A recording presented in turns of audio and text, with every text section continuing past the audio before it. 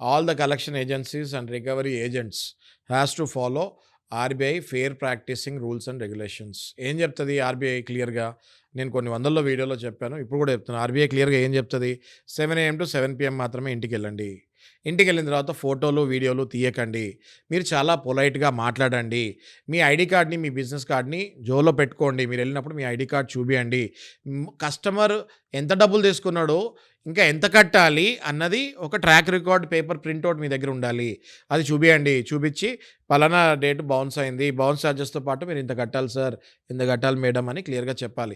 ఇవన్నీ fair practicing codes. Holidays అప్పుడు, national holidays అప్పుడు, ఫెస్టివల్స్ అప్పుడు ఇంటికి వెళ్తానికి ఉండదు.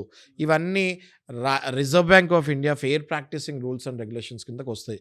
దయచేసి నేను ఈ వీడియో కేవలం కలెక్షన్ ఏజెంట్స్కి ట్రైనింగ్ ఇస్తానికి మాత్రమే తీసుకుంటున్నాను. ఎందుకంటే నా దగ్గరికి వచ్చే క్లయింట్స్లో 90% మంది కలెక్షన్ ఏజెంట్స్ ఎవడు ఇవి అసలు తెలియదు అంటున్నారు. నేను ఎందుకు ఇస్తున్నాను ట్రైనింగ్? బ్యాంకు వాళ్ళ బాధ్యత నేను తీసుకుంటున్నా.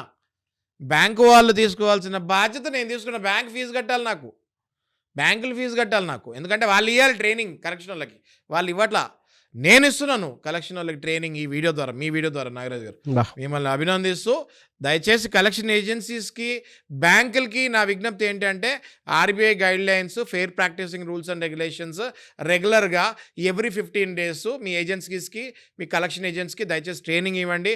ఎన్నో ప్రాణాలు మిగులుతాయి.